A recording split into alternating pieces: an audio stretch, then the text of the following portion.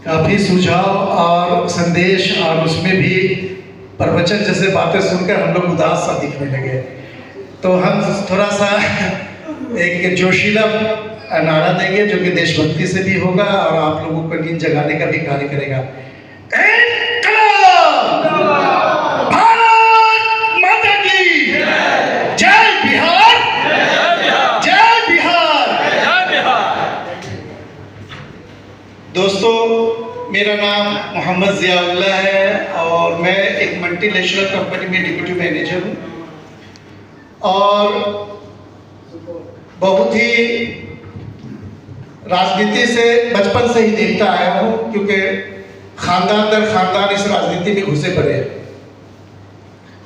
और दूसरी बात यह है कि मैं जिला मुंगेर शहर यानी कि प्रखंड जमालपुर से बिलोंग करता हूँ और यहाँ पे मैं दिल्ली में राघव चड्ढा के साथ काम करता था और वहीं से हमारा परिचय प्रशांत किशोर जी के साथ हुआ था। तो प्रशांत किशोर जी का जो सोच है, जो विचार है और जो उनका मार्गदर्शन है, वो सिर्फ राजनीति तक स्थिर नहीं है। उनका विचार का अनुभव मैं इस बात से अनुभव कर सकता हूँ कि 11 मुख्यमंत्री और एक प्रधानमंत्री का नेतृत्व करने के बाद और उन्हें कैबिनेट मंत्री का जब दर्जा मिल गया था, अपना दत्तक पुत्र मानने को मुख्यमंत्री श्री नीतीश कुमार ने घोषित भी किया था। तो उनका अपना अनुभव हुआ, एहसास हुआ जब वो बिहार के गली गली चौक चौराहे में घूमा और जब उनको एहसास हुआ कि बिहार की वास्तु स्थिति क्या है।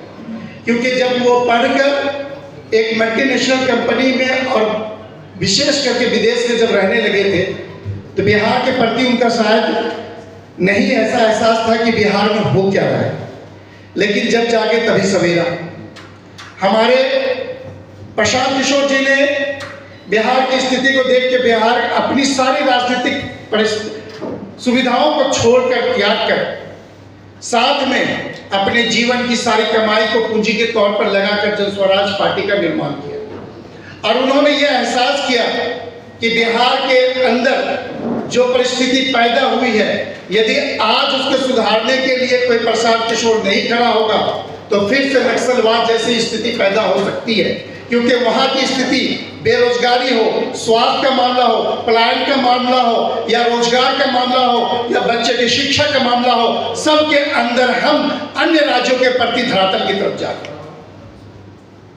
इन परिस्थितियों के बीच में अगर आज हमें बिहार के प्रति कोई व्यक्ति जागरूक कर रहा है, उस पर भी हम लाक्षण लगाने को बैठे पड़े कि XY कह रहा है कि ये बीजेपी का एजेंट है, ABCD कह रहा है कि कांग्रेस का एजेंट है।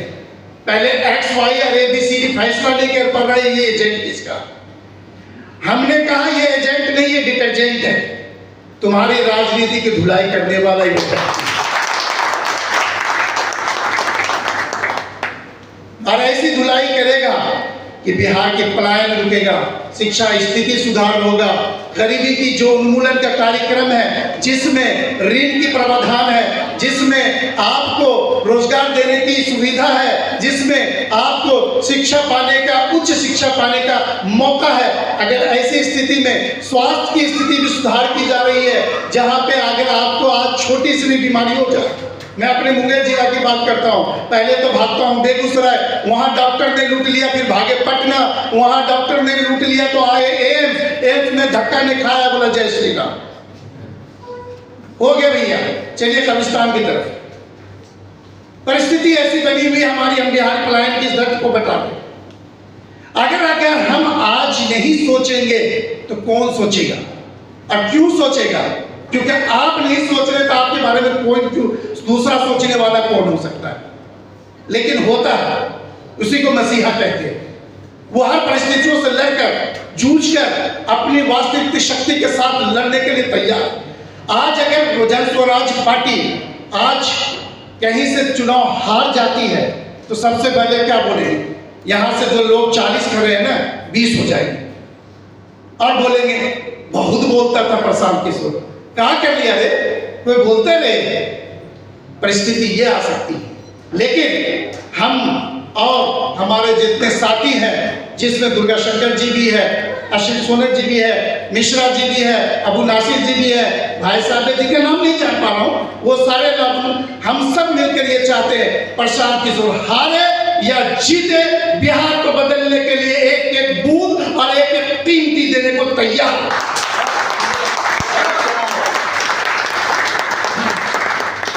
अपने कीमत पर, अपने बल पर, अपने शिक्षा के ज्ञान के पर, न पिता का सहयोग, न पड़ोस का सहयोग, न साथी का सहयोग, जब हम यहाँ आकर अपना घर बना सकते हैं, आस पड़ोस में अपना माहौल खड़ा कर सकते हैं, तो हम समझ सकते हैं जब हम बिहार जाएंगे हमारा बचपन का दोस्त मिलेगा, हमारी माँ का प्यार मिलेगा, हमारी बहन का सहयोग मिलेगा, हमारा आस पड़ोस के बुजुर्गों का, वृद्धों का आशीर्वाद मिलेगा, तो कौन माई का लाल है जो हमें बिहार बदलने से रोक सकता है?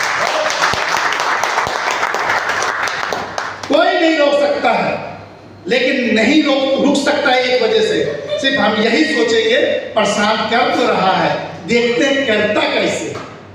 और जब अब तक देखते रहिएगा तो ऐसे महान लोग हारते रहेंगे। कदम उठाना पड़ेगा, कसम उठाना पड़ेगा। मैं आपको मैडम आपके एक बात को तसल्ली दिलाना चाहता हूं, जिसको वादा कहते हैं, कसम नहीं खाता हूं मैं, क्योंकि कसम खाया ही जाता है तोड़ने के लिए। तो मैं आपको वादा दिलाता हूं, अगर यदि टिकट आपकी हुई तो मैं अपने जिला से पहले आपके जिला में आऊंगा, क्योंकि मिश्रा जी का जो प्रेम मिला है, स्नेह मिला है, पिछले 6 साल के 1 वर्षों से मैं देख रहा हूं, ये व्यक्ति निसंदेह बिना स्वार्थ के, जब तक कि ये पता भी नहीं था कि इनको टिकट मिलेगा, तब भी इन्होंने मंच के लिए व्यक्तियों को जोड़ने का कार्य, जन सुरक्षा के विचारधाराओं से लोगों तक पहुंचाने का कार्य घर घर तक किया। तो मेरी जिम्मेदारी बनती है कि अगर आज 40 लोगों से इन्होंने मुझे मिलाया, अगर मैडम जी को टिकट होता है तो मैं भी 40 लोगों से आपको मिलाऊंगा।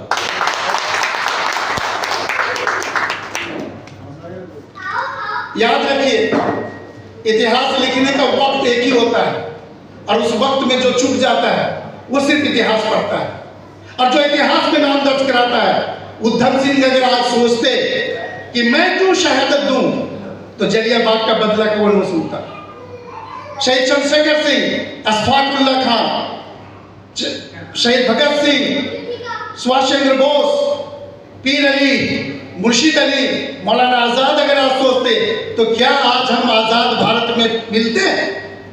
तो आजाद भारत के लिए अगर किसी ने शहादत दी, कहीं से तो शुरुआत हुई, तो हमारा बिहार क्यों नहीं बदलेगा? हम बिहार बदलने के लिए, एक नई आजादी के लिए, एक नए संगठन के तौर पर प्रशांत किशोर के पर विचार करके, उनको गांधी मानकर, उनको सुभाष चंद्र बोस मानकर, उनको मौलाना आजाद मानकर हम उसके नेतृत्व को क्यों नहीं स्वीकार सकते? लोग ये कहते हैं, अरे ये करेगा क्या? अरे जो कर रहा है वो तुम भी तो नहीं कर रहे। उनको करने का अवसर दिया है, आप आइए, एक मौका दीजिए। आज ही मेरे फेसबुक पे, अभी आप लोगों ने कुछ न्यूज में भी देखा होगा कि राहुल गांधी तेजस्वी यादव मुंगेर के खानका रहमानी गए थे। जाना चाहिए, हर धर्म सद्भाव हमारा भारत के वसुधैव कुटुंबकम में है, हम सब धर्म के सद्भाव पे इज्जत करते हैं।